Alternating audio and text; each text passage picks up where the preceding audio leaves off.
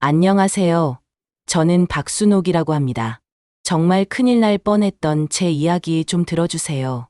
저는 서울 강서구 화곡동에서 작은 반찬 가게를 30년째 운영하고 있습니다.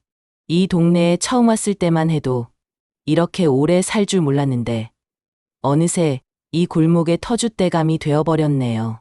아침 5시면 어김없이 일어나 새벽 시장에 가서 신선한 재료를 골라오고 오후 늦게까지 손님들 반찬 만들어드리는 게 제 일상이었지요. 제 남편 박철수는 10년 전에 간암으로 먼저 세상을 떠났습니다. 마지막까지 병원비 걱정을 하며 순옥아, 미안하다. 내가 아프지만 않았어도 라고 말하던 그 모습이 아직도 생생해요.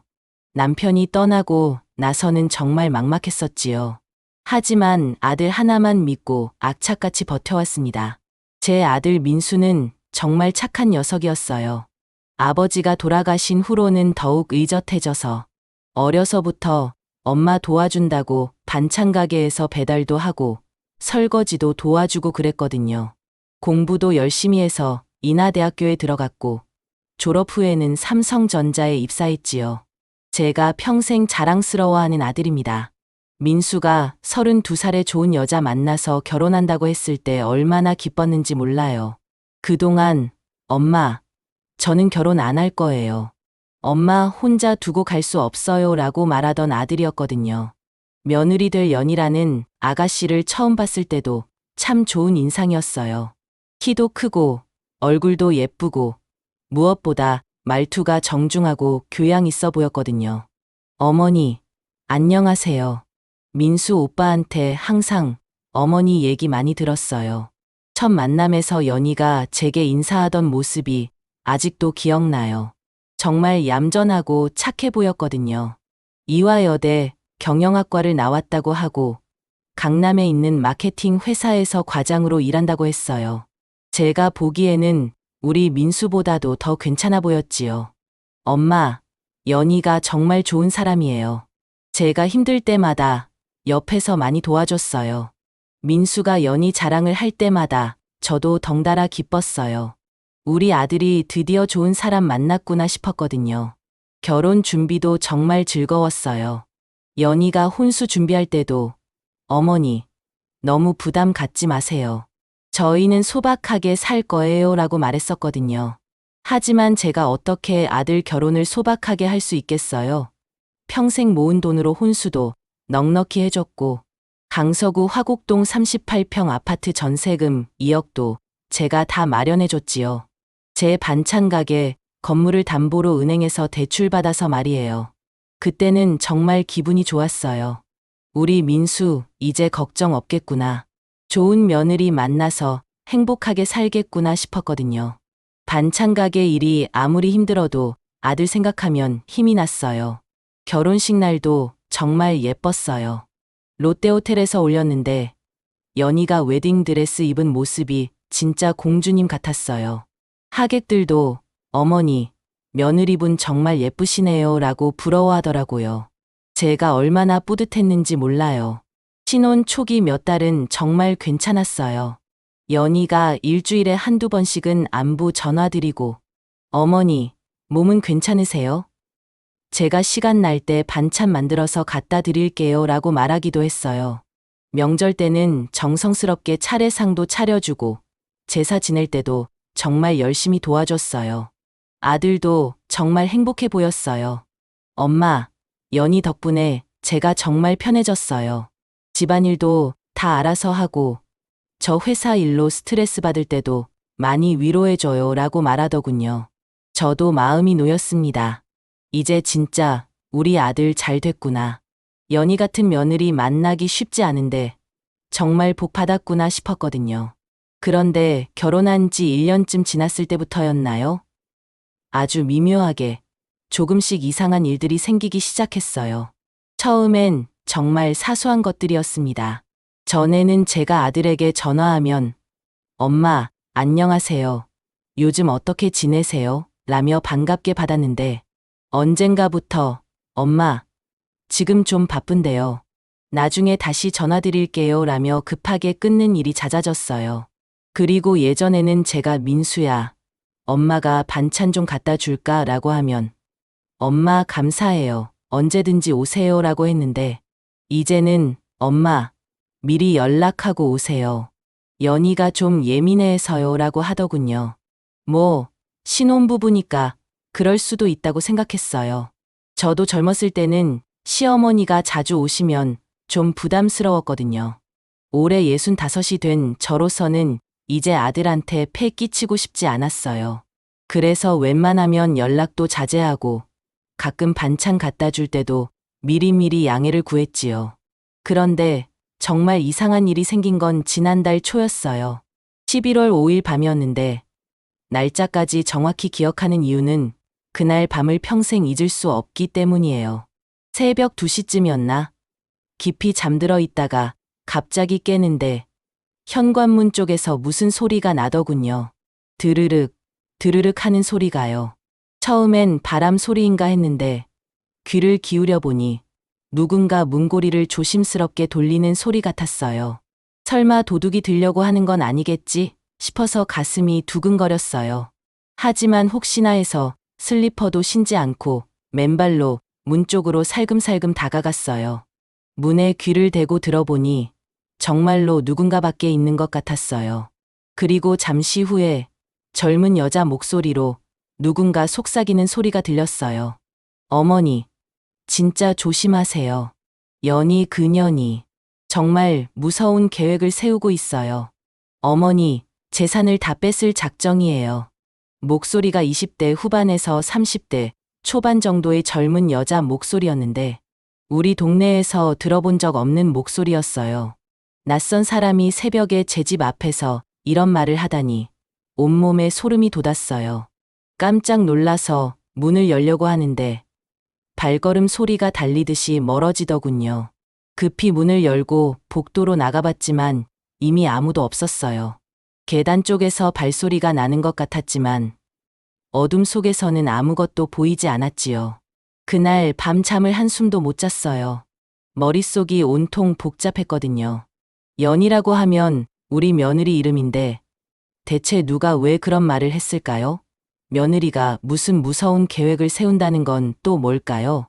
제 재산을 뺏으려 한다니 그게 무슨 소리예요? 혹시 잘못 들은 건 아닐까? 아니면 연희 같은 이름을 가진 다른 사람 얘기일까? 별의별 생각이 다 들었어요. 다음 날 아침에 잠이 덜 깬 상태로 반찬 가게 문을 열었어요. 평소 같으면 새벽 5시에 시장에 가서 재료를 사오는데 그날은 너무 피곤해서 6시가 넘어서야 겨우 일어났지요. 단골 손님들이 사장님, 오늘 좀 늦으시네요. 괜찮으세요? 라고 물어보시더라고요. 아, 어젯밤에 잠을 못 잤네요. 죄송해요. 하지만 속으로는 계속 어젯밤 일이 신경 쓰였어요. 도대체 누가 그런 말을 했을까요? 오전 10시쯤 민수에게 전화해서 조심스럽게 물어봤어요. 민수야, 어젯밤에 잠은 잘 잤니? 네, 엄마. 왜 갑자기 그런 말씀을? 그냥, 연희는 요즘 어떠니? 별일 없지? 엄마, 왜 갑자기 그런 말씀을 하세요? 연희는 괜찮아요. 요즘 직장 일이 좀 바쁘긴 하지만요. 아들 목소리가 평소보다 어색했어요. 뭔가 숨기는 것 같다는 느낌이 들었지만 새벽에 들은 그 이상한 말을 직접 얘기하기엔 너무 황당한 일이었거든요. 민수야, 혹시 요즘 연희가 이상한 사람들이랑 만나거나 그런 건 없니? 이상한 사람들이요? 그게 무슨 말씀이에요? 아니야, 그냥 엄마가 괜한 걱정했나 보다. 전화를 끊고 나서도 마음이 편하지 않았어요. 뭔가 이상하다는 느낌을 지울 수가 없었거든요. 그런데 정말 며칠 뒤에 또 이상한 일이 벌어졌어요. 11월 10일 오후였는데 반찬 가게에서 콩나물 무침을 만들고 있는데 전혀 모르는 중년 여자분이 들어오시더니 반찬은 안 사고 이상한 말을 하는 거예요. 그분은 50대 초반 정도 되어 보이는 분이었는데 옷차림도 깔끔하고 말투도 정중했어요. 하지만 표정이 굉장히 심각했지요. 사장님, 혹시 아드님이 민수 씨 맞나요? 그 연희 씨랑 결혼한? 갑자기 제 아들과 며느리 이름을 물어보시니까 깜짝 놀랐어요. 네, 맞는데요. 그런데 누구세요? 어떻게 저희 아들을? 아, 저는 그냥 동네에서 사는 김미숙이라고 해요. 사장님, 혹시 시간 있으시면 잠깐 얘기 좀 할 수 있을까요? 그분이 반찬 가게 안을 둘러보시더니 작은 목소리로 말씀하시더라고요. 사장님, 조심하세요. 며느리분이 좀 이상한 사람들하고 만나더라고요. 네? 무슨 말씀을 하시는 거예요? 제가 우연히 봤는데 연희 씨가 며칠 전에 수상한 남자들이랑 카페에서 만나는 걸 봤어요. 그런데 대화 내용이 심상치 않더라고요. 제 심장이 빨리 뛰기 시작했어요. 어떤 대화를 하던가요? 돈 얘기를 하더라고요. 그리고 뭔가 서류를 주고받고. 사장님, 정말 조심하세요. 느낌이 좋지 않아요. 그 여자분은 그 말만 하고는 급하게 나가버렸어요. 뒤쫓아 나가서 더 자세히 물어보려고 했는데 이미 모습을 감춘 뒤였지요. 그날 하루 종일 그 말이 머릿속을 맴돌았어요. 새벽에 들었던 경고와 이번 얘기가 무관할 리 없었거든요. 뭔가 정말 이상한 일이 벌어지고 있다는 확신이 들었어요. 그 이후로 며칠 동안 저는 잠을 제대로 못 잤어요. 낮에는 반찬 가게 일하느라 바쁘지만 밤만 되면 자꾸 그 이상한 경고들이 생각나더군요. 결국 견디지 못하고 직접 아들 집에 가보기로 했어요. 11월 15일 토요일 오후에 아들한테 미리 연락하고 갔는데 평소와 뭔가 달랐어요. 현관문을 열어준 며느리 연희의 얼굴이 굉장히 차갑더라고요. 예전처럼 어머니, 어서 들어오세요가 아니라 그냥 문만 열어줄 뿐이었어요. 어머니, 왜 갑자기 오셨어요? 미리 얘기해 주시지. 목소리 톤부터가 달랐어요. 차갑고 귀찮다는 듯한 말투였지요. 아, 미안해. 반찬 좀 갖다 주려고 했는데 민수한테 연락했는데 못 받았나 보네. 민수는 회사 일로 출장 갔어요. 몰랐어요? 아들이 출장 간다는 얘기는 처음 들었어요. 평소 같으면 엄마한테 미리, 엄마, 저 다음 주에 부산 출장 가거든요. 며칠 못 뵐 것 같아요. 라고 얘기했을 텐데요. 어색한 분위기 속에서 거실에 앉아 있는데 며느리가 차도 안 내오고 계속 휴대폰만 보고 있었어요. 카톡인지 뭔지 계속 메시지가 오는 것 같더라고요. 연희야, 요즘 몸은 어떠니? 결혼한 지 벌써 1년이 넘었는데 혹시 아기 계획은 없니? 아, 네. 아직은 좀. 대답이 너무 시큰둥해서 뭔가 이상했어요. 예전 같으면 어머니, 저희도 빨리 아기 갖고 싶어요. 어머니 손주 안겨드리고 싶고요 라고 말했을 텐데요. 그때 갑자기 현관 쪽에서 초인종이 울렸어요. 딩동 딩동 2번 연속으로 울렸지요. 잠깐만요, 어머니. 며느리가 문을 열고 나가더니 누군가와 작은 목소리로 대화를 나누는 게 들렸어요. 무슨 얘기인지 자세히 들리지는 않았지만 뭔가 급한 듯한 느낌이었어요. 그리고 중간중간 계획이라는 단어와 조심해야 한다는 말이 들렸어요. 10분쯤 지나서 다시 들어온 며느리 얼굴이 약간 굳어 있었어요. 어머니, 죄송한데 오늘은 좀 바빠서요. 다음에 다시 오시면 안 될까요? 아, 그래? 그럼 이 반찬들만 냉장고에 넣어놓고 갈게. 냉장고 쪽으로 가는데 식탁 위에 뭔가 서류들이 어지럽게 흩어져 있더라고요. 자세히 보려고 했는데 며느리가 황급히 달려와서 서류들을 가렸어요. 아, 이건 제 회사 일이에요. 기밀이라서. 그 순간 서류 한 장이 바닥에 떨어졌는데 제가 보기 전에 며느리가 재빨리 주워서 가렸어요. 하지만 그 짧은 순간에 부동산 매매 계약서라는 글자와 함께 큰 금액이 적힌 숫자들이 보였어요. 연희야, 혹시 이사 갈 생각이라도 있니? 아, 아니에요. 그냥 회사에서 부동산 관련 업무를 보고 있어서요. 며느리 목소리가 약간 떨리는 것 같았어요. 뭔가 숨기고 있다는 게 확실했죠. 집에 돌아와서도 계속 그 서류가 신경 쓰였어요. 아들 부부가 이사를 간다면 당연히 저한테도 미리 상의를 했을 텐데 왜 숨기는 걸까요? 설마 전셋집을 팔려는 건 아니겠죠? 그건 제 돈으로 마련한 건데. 그날 밤 9시쯤 아들한테 전화했어요. 민수야, 엄마야, 출장 잘 도착했니? 엄마, 무슨 출장이요? 저 지금 회사에 있는데요. 야근하고 있어요. 연희가 네가 출장 갔다고 했는데 전화 너머로 한동안 침묵이 흘렀어요. 뭔가 이상하다는 걸 아들도 느낀 것 같았어요. 엄마, 혹시 오늘 집에 가셨어요? 응, 반찬 갖다 주려고 갔는데 연희가 네가 출장 갔다고 해서. 엄마, 제가 지금 집에 갈게요. 얘기할 게 있어요. 아들 목소리가 굉장히 심각해졌어요. 뭔가 큰일이 벌어지고 있다는 느낌이 들었죠. 그때는 몰랐습니다. 이 모든 게 시작에 불과하다는 걸 말이에요. 1시간 뒤 아들이 제 집으로 왔는데 얼굴이 완전히 굳어 있었어요. 평소의 밝은 모습은 온데간데 없고 뭔가 심각한 고민에 빠진 표정이었지요. 엄마, 앉으세요. 얘기할 게 있어요. 민수가 소파에 앉으며 깊은 한숨을 쉬었어요. 연희가 좀 이상해요. 무슨 소리니? 요즘 들어 자꾸 제게 거짓말을 해요. 오늘도 엄마가 온다는 걸 저한테 말 안 했어요. 그리고 며칠 전부터 모르는 사람들이랑 전화를 자주 해요. 아들이 털어놓는 얘기를 들어보니 제가 느꼈던 이상함이 맞았어요. 며느리가 정말 뭔가를 숨기고 있었던 거예요. 어떤 전화를 하는데? 밤늦게 베란다에 나가서 작은 목소리로 누군가와 통화를 해요.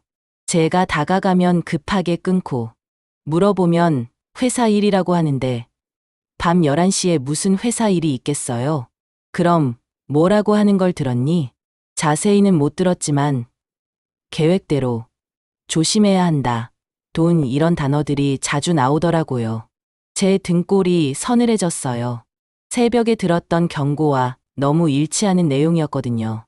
그런데 민수야, 오늘 연희가 부동산 서류 같은 걸 보고 있었는데. 부동산 서류요? 무슨 부동산 서류요? 매매 계약서 같은 거였어. 혹시 집을 팔려는 건 아니겠지? 아들 얼굴이 파랗게 질렸어요. 엄마, 그게 사실이라면 큰일이에요.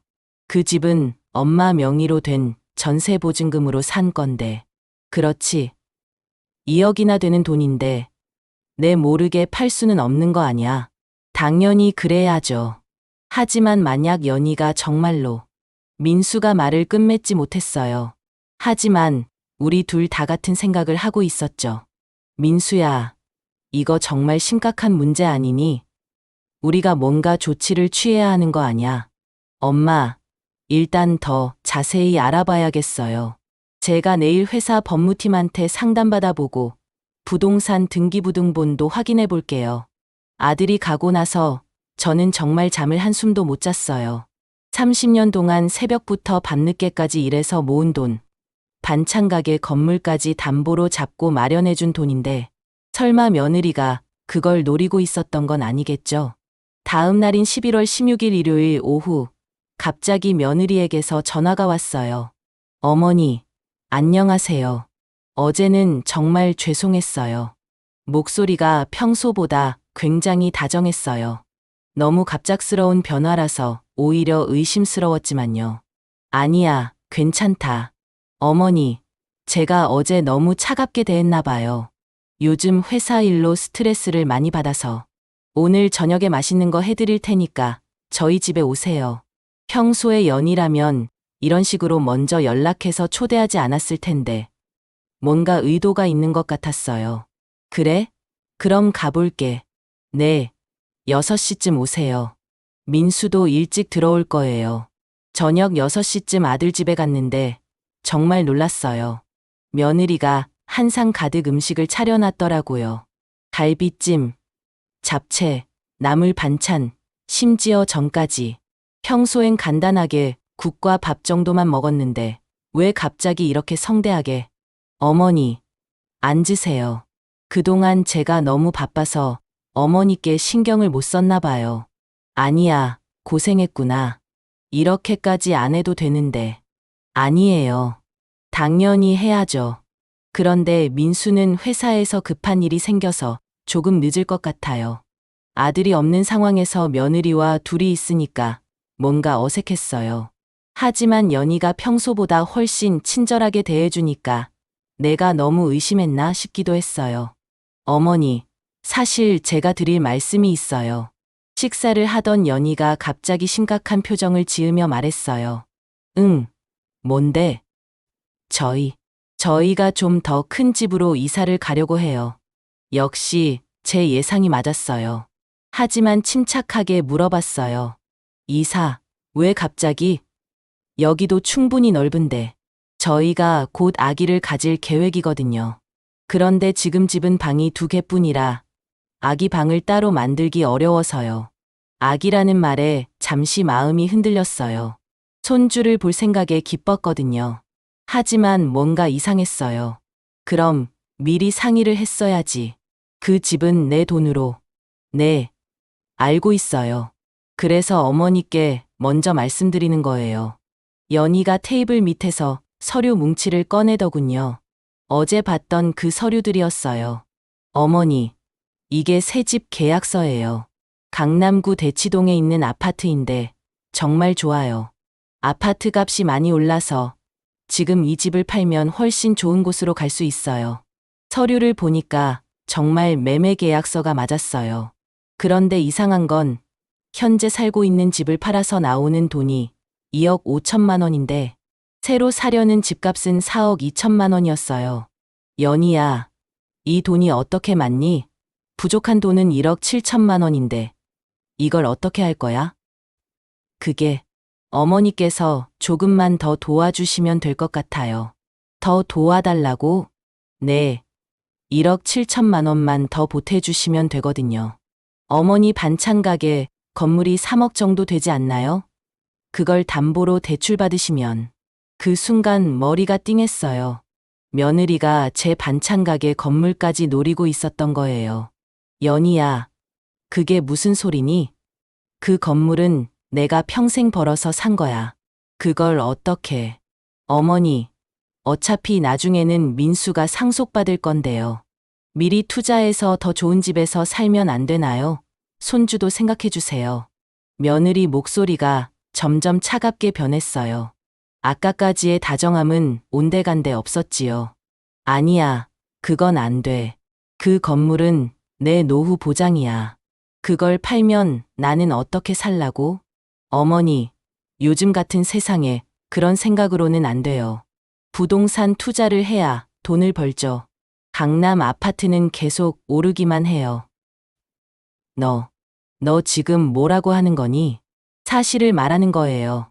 어머니, 나이에 언제까지 반찬 가게 할 건가요? 이왕이면 우리가 좋은 집에 살면서 어머니도 모셔다 드리는 게 낫지 않아요? 그때 깨달았어요. 이 사람이 처음부터 제 재산을 노리고 있었다는 거요. 그리고 단순히 돈만 노리는 게 아니라 제 전 재산을 다 빼앗으려 하고 있다는 거요. 연희야, 지금 네가 무슨 말을 하는 건지 알고 있니? 제 목소리가 떨렸어요. 분노와 배신감이 동시에 밀려왔거든요. 어머니, 너무 감정적으로 받아들이지 마세요. 이건 모두를 위한 선택이에요. 저희도 더 좋은 환경에서 살고, 어머니도 힘든 일 그만하시고 편하게 사실 수 있고요. 모두를 위한 선택이라고? 내 평생 재산을 빼앗아가는 게, 빼앗는 게 아니라 투자하는 거예요. 어머니도 결국 우리와 함께 살 거 아니에요? 지금처럼 혼자 사시는 것보다 훨씬 좋을 거예요. 연희가 테이블 위에서 또 다른 서류를 꺼내더군요. 이게 뭐니? 어머니 반찬 가게 건물 담보대출 서류예요. 어차피 2억은 이미 대출받아서 쓰신 거잖아요. 1억 7천만 원만 더 받으면 되거든요. 제가 언제 그런 서류에 동의했다고? 깜짝 놀라서 서류를 자세히 보는데 놀랍게도 제 도장이 찍혀 있었어요. 제 도장과 똑같이 생긴 도장이요. 이건 내가 찍은 도장이 아니야. 어머니, 뭘 그렇게 놀라세요? 민수가 미리 어머니께 양해를 구하고 진행한 거라고 했는데요. 거짓말. 민수가 언제 그런 얘기를. 그때 현관문이 열리는 소리가 났어요. 아들이 돌아온 거였어요. 엄마, 벌써 오셨어요? 연희야, 무슨 얘기하고 있었어? 아들이 거실로 들어오는데 연희가 재빨리 서류들을 정리하더군요. 민수야, 너 언제 엄마 도장으로 대출 서류에 도장 찍었니? 네? 무슨 대출 서류요? 아들이 완전히 당황하는 표정이었어요. 그 모습을 보니까 확실해졌어요. 연희가 제 모르게 도장을 위조했거나 아니면 다른 방법으로 서류를 조작한 거였어요. 연희야, 이게 대체 무슨 일이야? 아들이 연희를 다그치자 연희 얼굴이 완전히 변했어요.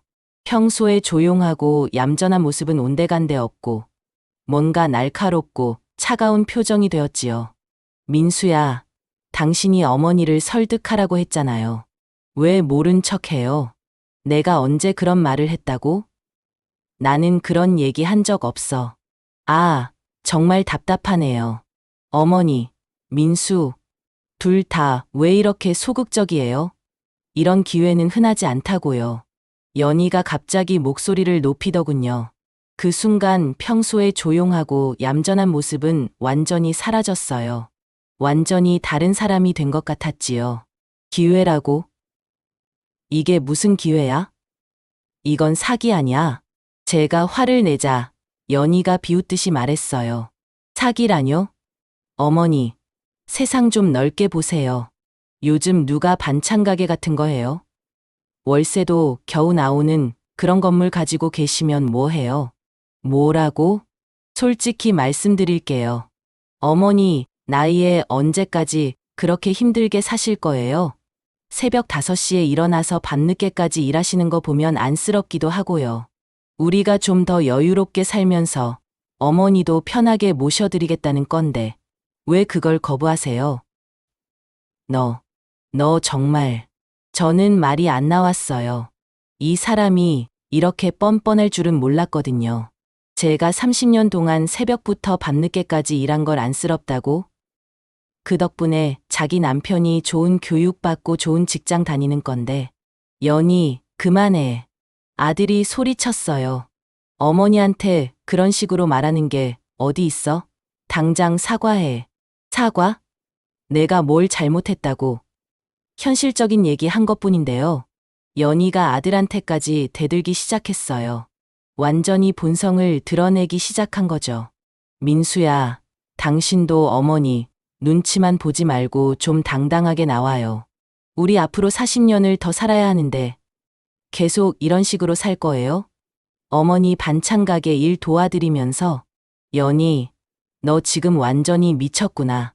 아들이 경악하며 말했어요. 그때 갑자기 연희가 식탁을 손으로 치며 소리쳤어요. 미쳤다고요? 현실을 직시하자는 게 미친 거예요? 어머니, 솔직히 말씀드릴게요.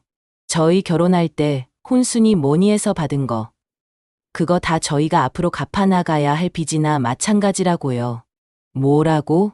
제 가슴이 쿵 내려앉았어요. 혼수가 빚이라고? 제가 아들 잘 되라고 해준 게 빚이라고? 어머니가 해주신 거 감사하다고 생각하지만 이제는 저희가 독립적으로 살고 싶어요.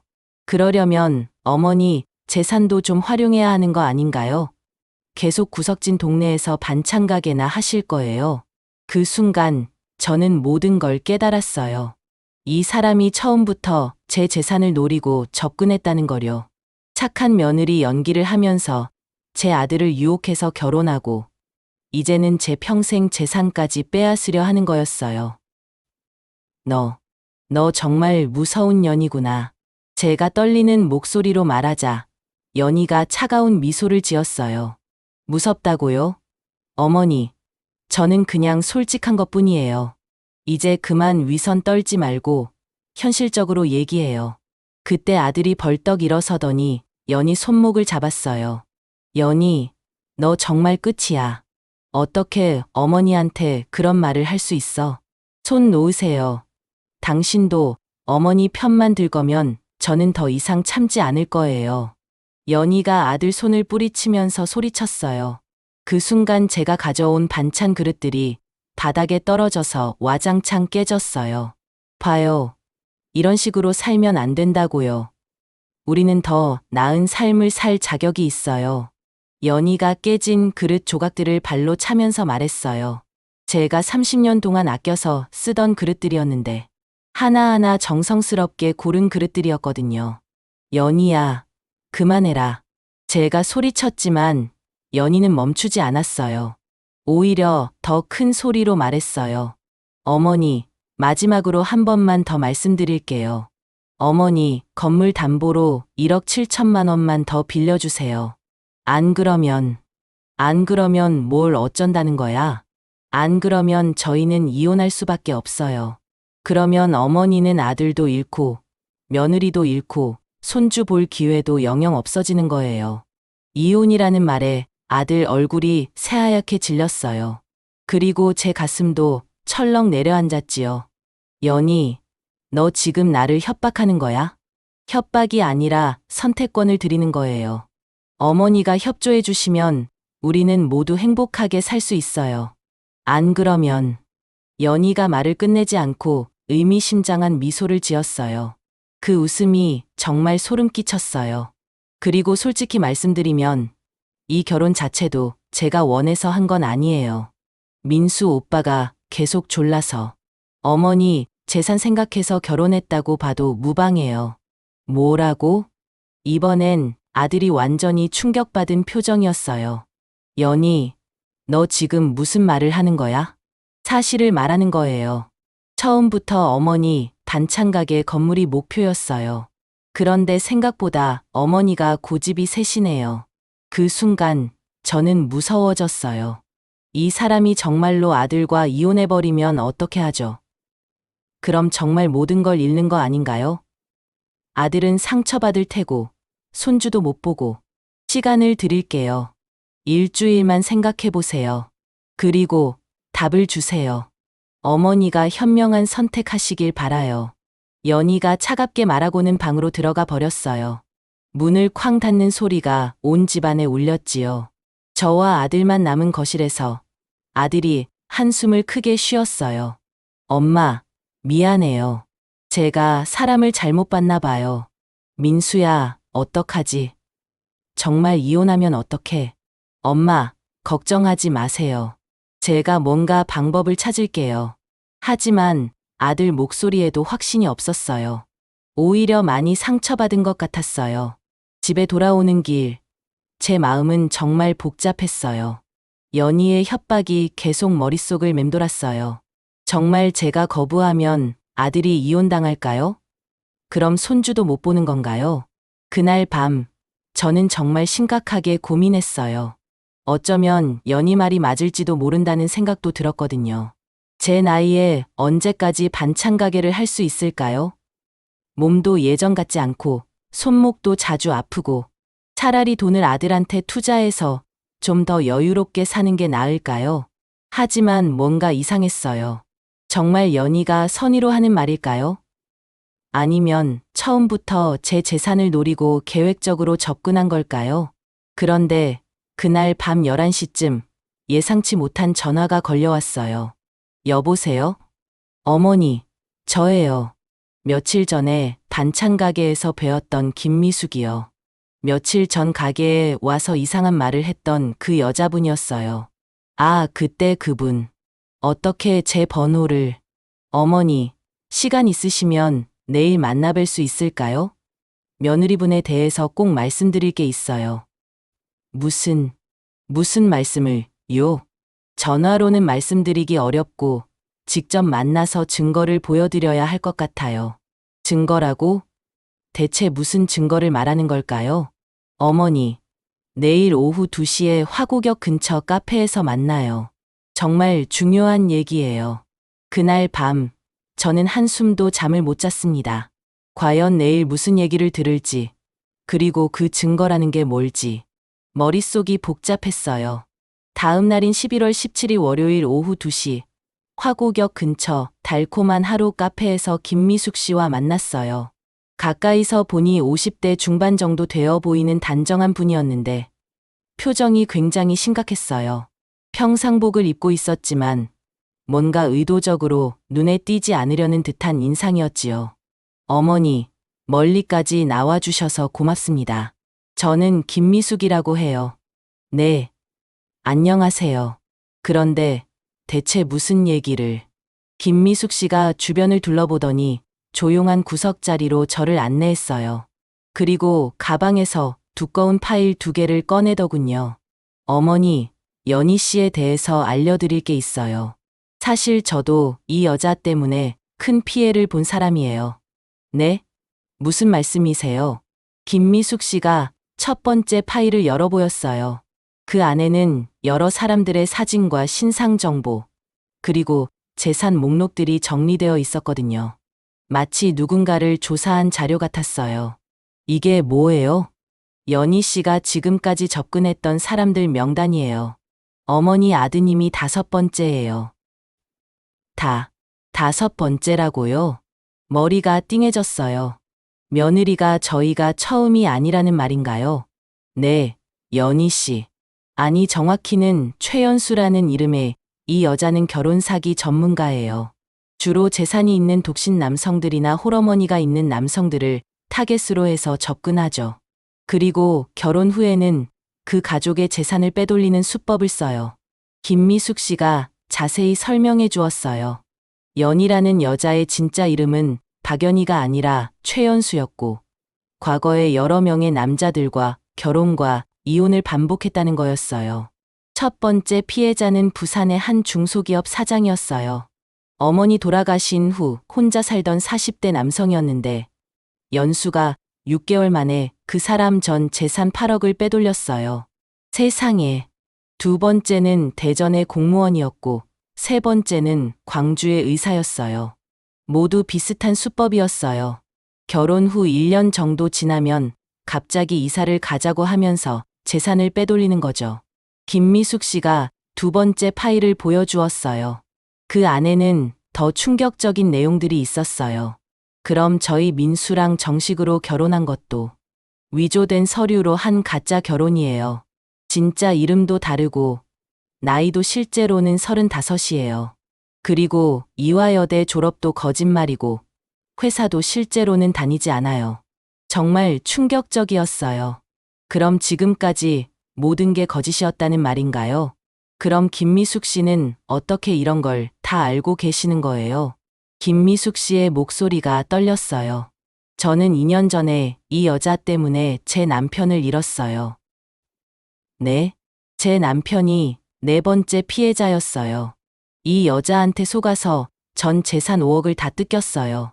그리고 나중에 진실을 알고 충격받아서 심장마비로 세상을 떠났어요. 김미숙 씨가 눈물을 글썽이며 말했어요. 남편이 죽고 나서 저는 이 여자를 꼭 잡겠다고 다짐했어요. 그래서 2년 동안 혼자서 이 여자를 추적해왔어요. 그럼 경찰에는 신고 안 하셨어요? 했어요. 하지만 결정적인 증거가 부족해서 처벌받지 않았어요. 이 여자가 워낙 교묘해서 법적으로 문제가 될 만한 흔적은 남기지 않거든요. 김미숙 씨가 휴대폰을 꺼내서 보여주었어요. 하지만 이번에는 다르죠. 제가 증거를 확보했거든요. 휴대폰에는 여러 개의 녹음 파일이 있었어요. 이거 들어보세요. 첫 번째 녹음 파일을 재생했는데 연희의 목소리가 들렸어요. 다른 사람과 통화하는 내용이었는데 정말 충격적이었어요. 응. 이번엔 정말 대박이야. 시어머니가 반찬가게 건물까지 가지고 있어. 3억은 좋게 나올 거야. 그럼 언제쯤 정리할 거야? 이번 주 안에. 시어머니가 워낙 순진해서 금방 넘어올 것 같아. 아들도 완전 바보고. 조심해. 이번에 걸리면 진짜 끝이야. 걱정 마. 내가 언제 실수했어. 서류도 다 완벽하게 위조했고 도장도 똑같이 만들었어. 도장까지? 대단하네. 전문 업체에 맡겼어. 한 개에 50만 원이나 했지만 그 정도는 투자지 뭐. 녹음을 듣는 내내 제 손이 부들부들 떨렸어요. 정말 이 여자가 처음부터 저희를 속이려고 계획한 거였어요. 이건 언제 녹음한 거예요? 3일 전이에요. 연수가 자주 가는 PC방에서 녹음했어요. 김미숙 씨가 두 번째 녹음 파일을 들려주었어요. 그리고 이것도 들어보세요. 이번에는 연희가 다른 사람과 더 구체적인 계획을 상의하는 내용이었어요. 계약서는 이미 준비했어. 어머니 도장도 완벽하게 위조했고. 그럼 이제 시어머니만 설득하면 되는 거네. 응. 어제 집에 와서 이사 얘기했는데 처음엔 거부하더라고. 하지만 손주 얘기하니까 흔들리는 것 같았어. 손주 얘기. 임신했다고 거짓말했어. 아기 방이 필요하다고 하니까 조금 마음이 움직이는 것 같더라고. 임신도 거짓말이야? 당연하지. 내가 왜 그 남자 애를 낳아줘?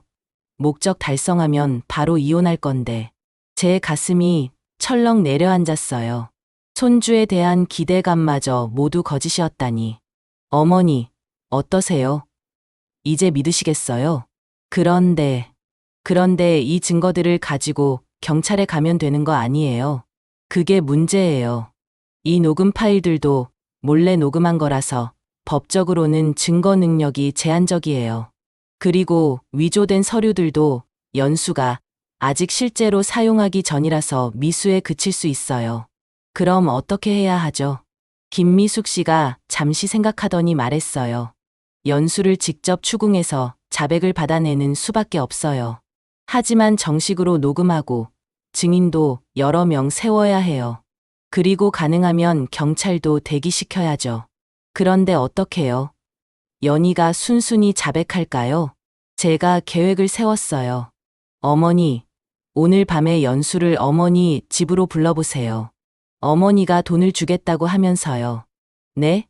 돈을 준다고요? 네, 거짓말로요. 그러면 연수가 방심하고 진실을 털어놓을 거예요. 그때 제가 숨어서 녹음할 거고 필요하면 경찰도 대기시켜 놓을게요. 김미숙 씨가 더 자세한 계획을 설명해 주었어요. 연수한테 전화하실 때는 이렇게 말씀하세요. 연희야, 어제 내 말을 곰곰이 생각해 봤는데 내 말이 맞는 것 같아. 건물 담보 대출 받아서 도와주기로 했어. 그런데 궁금한 게 좀 있으니까 집에 와서 자세히 얘기하자. 그럼 연수가 의심하지 않을까요? 아니에요. 이 여자는 자신감이 넘쳐요. 자기가 어머니를 완전히 구워 삶았다고 생각할 거예요. 김미숙 씨가 휴대폰에서 또 다른 파일을 보여주었어요. 그리고 이것도 보세요. 연수가 어머니 도장을 위조해서 만든 서류들이에요. 제 눈을 의심할 수 없었어요. 제 도장과 똑같이 생긴 도장이 여러 서류에 찍혀 있었거든요.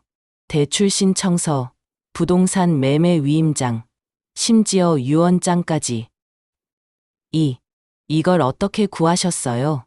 연수가 사는 원룸에 몰래 들어가서 가져온 거예요. 불법이긴 하지만 이런 방법밖에는 없었어요. 그런데 이렇게 많은 서류를, 설마 유언장까지? 네, 연수는 어머니가 갑자기 돌아가시는 경우까지 대비하고 있었어요. 정말 치밀한 여자예요. 제 등골이 서늘해졌어요. 이 여자가 제 죽음까지 계획하고 있었다니. 어머니, 정말 조심하셔야 해요. 이 여자는 목적을 위해서는 수단과 방법을 가리지 않아요. 김미숙 씨의 계획을 듣고 보니 정말 그 방법밖에는 없을 것 같았어요. 하지만 무서웠어요. 하지만 위험하지 않을까요? 만약 연수가 폭력을 쓰거나. 그래서 제가 미리 경찰서에 신고해 놓을 거예요. 그리고 어머니 집 근처에서 대기하고 있을게요. 위험하면 바로 들어갈 수 있게요. 그리고 이것도 보세요. 김미숙 씨가 작은 녹음기를 보여주었어요. 이걸 어머니가 가지고 계세요. 목걸이처럼 목에 걸 수 있게 만들어놨어요. 연수가 자백하는 순간을 모두 녹음할 거예요. 그 말을 듣고 결심했어요. 더 이상 이 악랄한 여자가 다른 사람들을 속이게 둘 수는 없었거든요. 그리고 제 아들도 이런 여자한테서 해방시켜야 했어요. 알겠어요. 해보죠. 좋습니다. 그럼 오늘 저녁 8시에 연수를 부르세요.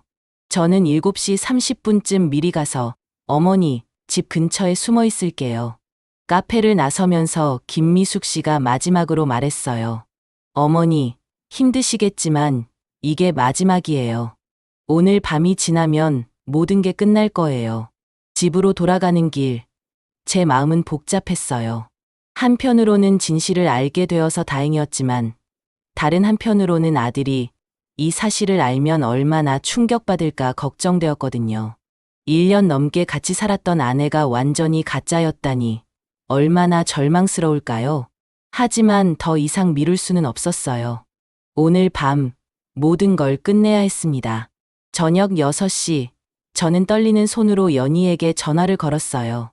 연희야, 나야, 어머니, 갑자기 웬 전화예요? 연희 목소리가 약간 경계하는 듯 했어요.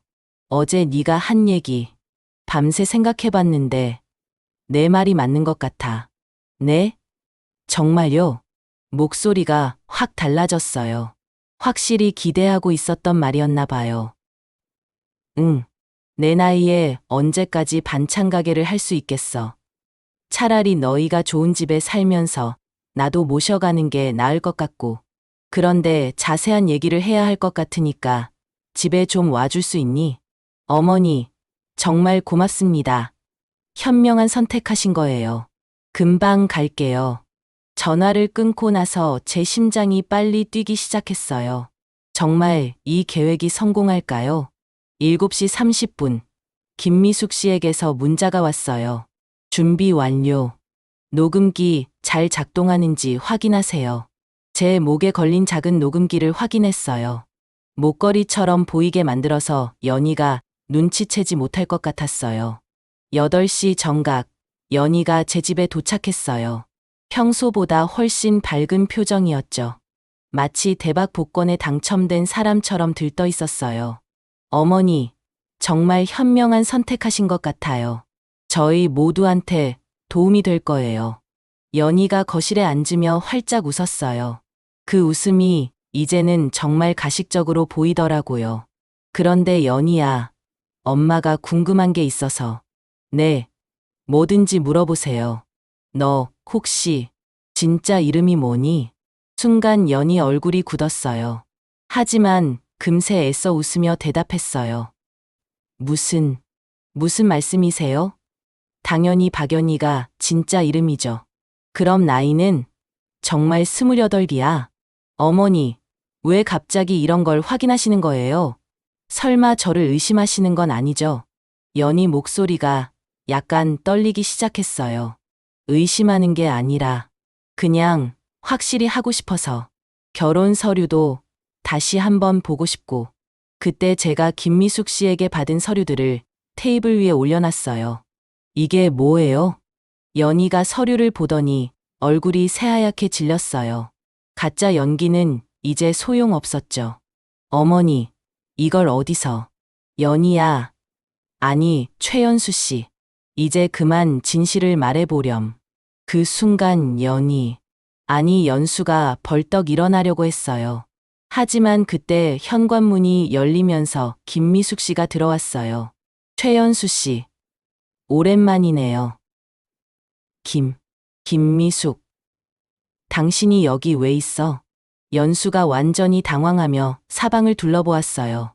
당신 때문에 죽은 제 남편 원한을 갚으러 왔죠. 김미숙 씨가 휴대폰 녹음기를 보여주며 말했어요. 어머니, 이게 무슨 상황이에요? 이 사람이 누구예요? 연수가 아직도 연기를 하려고 했지만 이미 소용없었어요. 연수 씨, 이제 그만 연기하세요. 어제 PC방에서 한 통화 내용도 다 녹음되어 있고 위조한 서류들도 다 확보했어요. 김미숙 씨가 증거들을 하나씩 보여주자 연수가 점점 몰려서 결국 본성을 드러내기 시작했어요. 그래, 맞아. 나는 최연수야. 그런데 어쩔 거야? 내가 뭘 잘못했는데? 뭘 잘못했냐고요? 결혼 사기에 문서 위조는 기본이고 사람들 인생을 망쳐놓았잖아요. 인생을 망쳐놓긴 뭘. 난 그냥 살기 위해서 한 거야. 이 세상에서 여자가 혼자 살아가는 게 얼마나 힘든지 알아? 연수가 소리치며 정당화하려고 했어요. 그래도 이런 식으로 남의 재산을 빼앗는 거 아니야. 난 그냥 좀 더 나은 삶을 살고 싶었을 뿐이야. 그리고 이 할머니도 어차피 혼자 살다가 죽을 텐데 미리 좋은 일에 쓰는 게 낫지 않아. 그때 문이 열리며 민수와 경찰이 들어왔어요. 김미숙 씨가 미리 신고를 해둔 거였어요. 엄마, 괜찮으세요? 민수가 달려와서 제 손을 잡았어요. 아들 얼굴에는 충격과 분노가 교차하고 있었어요. 최연수 씨, 문서위조 및 결혼 사기 혐의로 체포합니다. 경찰이 연수에게 수갑을 채우자 연수가 마지막으로 독서를 뱉었어요. 후회할 거야. 나 같은 여자라도 만나서 다행인 줄 알아야지. 평생 혼자 살 거면서. 그리고 너. 연수가 민수를 향해 소리쳤어요. 너 같은 마마보이는 평생 결혼 못할 거야. 어머니, 치마폭에서 벗어나지도 못하면서. 하지만 이미 모든 게 끝난 뒤였어요. 연수는 경찰차에 실려갔고 저희는 조용해진 집에 남았어요. 그 이후로 한 달 정도 지났을까요? 연수는 재판을 받고 징역 3년 6개월을 선고받았어요. 결혼 사기, 문서위조, 사기 미수 등 여러 죄목이었지요. 위조된 서류들은 모두 무효 처리되었고 제 재산도 안전하게 지켜졌습니다. 민수는 처음엔 정말 많이 충격받았어요. 1년 넘게 함께 살았던 아내가 완전히 가짜였다는 사실을 받아들이기 어려워했거든요. 엄마, 제가 정말 바보였나 봐요. 어떻게 그런 사람을 못 알아봤을까요? 민수야, 내 잘못이 아니야. 그 여자가 워낙 교묘했던 거지. 하지만 엄마가 위험할 뻔했잖아요. 만약 김미숙 씨가 없었다면. 시간이 지나면서 민수도 점차 회복되었어요. 오히려 엄마 덕분에 더 큰 피해를 막을 수 있었다며 고마워했어요. 김미숙 씨와는 이제 정말 좋은 친구가 되었어요. 일주일에 한 번씩은 만나서 차도 마시고 서로 안부도 물어보고 있습니다. 그분이 없었다면 저는 정말 큰일 날 뻔했거든요. 어머니, 이번 일로 연수를 완전히 잡을 수 있어서 정말 다행이에요. 제 남편 영혼도 이제 편안해질 것 같아요. 김미숙 씨가 재판이 끝난 후 말씀하시더라고요. 지금도 저는 반찬 가게를 계속 운영하고 있어요. 예전처럼 새벽 5시에 일어나서 시장에 가고 손님들 반찬 만들어드리고 있습니다. 힘들긴 하지만 제 발로 벌어서 사는 이 평범한 일상이 얼마나 소중한지 새삼 깨달았어요. 요즘은 단골 손님들이 사장님, 정말 용감하셨어요. 뉴스에도 나오더라고요 라며 응원해주세요. 저희 사건이 지역 뉴스에 보도되면서 동네에서 작은 화제가 되었거든요. 민수는 요즘 새로운 사람을 만나고 있다고 해요. 회사 동료 소개로 만난 분인데 이번엔 정말 좋은 사람이길 바라죠. 하지만 이제는 제가 사람 보는 눈이 생겼으니까 만약 이상한 사람이면 금방 알아챌 것 같아요. 엄마, 이번엔 정말 신중하게 만날게요. 그리고 결혼 전에 꼭 엄마한테 소개시켜 드릴게요. 며칠 전에는 연수가 복역 중인 교도소에서 편지가 왔어요. 사과 편지였는데 진심인지는 모르겠지만 그래도 읽어봤어요. 어머니께 정말 죄송합니다. 제가 너무 큰 잘못을 저질렀습니다. 이곳에서 반성하며 지내고 있습니다.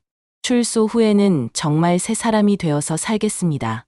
하지만 저는 답장하지 않았어요. 용서는 쉽게 할 수 있는 게 아니거든요. 동네 이웃들이 제 이야기를 듣고 어머니가 정말 용감하셨다며 칭찬해 주시더라고요. 처음엔 부끄러웠는데 생각해보니 제가 제대로 된 선택을 한 것 같아요.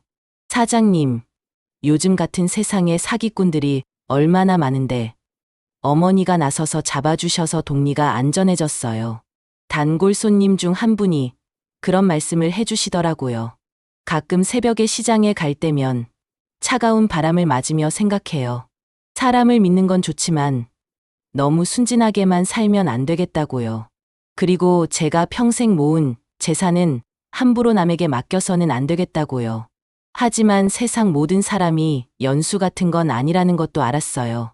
김미숙 씨처럼 어려운 상황에서도 도움을 주는 좋은 사람들이 더 많다는 거요. 지금 제게는 평범한 일상이 최고의 행복이에요. 매일 아침 일어나서 가게 문을 열고 단골 손님들과 안녕하세요 인사를 나누고 저녁에 집에 돌아와서 민수와 통화하는 것. 이런 소소한 일상들이 얼마나 소중한지 모르고 살았더라고요. 요즘은 반찬 가게에 젊은 손님들도 많이 와요. 할머니, 여기 반찬 정말 맛있어요. 어떻게 만드시는지 좀 알려주세요 라고 하면서요. 그럴 때마다 기분이 좋아져요. 제가 지켜야 할 건 바로 이런 평범하지만 소중한 일상이었습니다. 그리고 제 아들과 앞으로 생길지도 모를 진짜 며느리, 그리고 진짜 손주들을 위해서라도 제 재산을 잘 지켜야겠다고 생각해요. 여러분도 혹시 저처럼 누군가의 달콤한 말에 흔들리는 일이 있으시면 꼭 주변 사람들과 상의해 보세요. 그리고 너무 성급하게 결정하지 마시고요. 저처럼 늦게라도 진실을 알게 되면 다행이지만 모든 걸 잃고 나서 후회하면 정말 늦거든요. 무엇보다 중요한 건 어떤 상황에서도 포기하지 않는 거예요. 저도 처음엔 정말 절망적이었지만 끝까지 포기하지 않았기 때문에 좋은 결과를 얻을 수 있었어요. 이제는 정말 괜찮습니다. 아니, 예전보다 더 좋아요. 진짜 소중한 게 뭔지 알게 되었으니까요.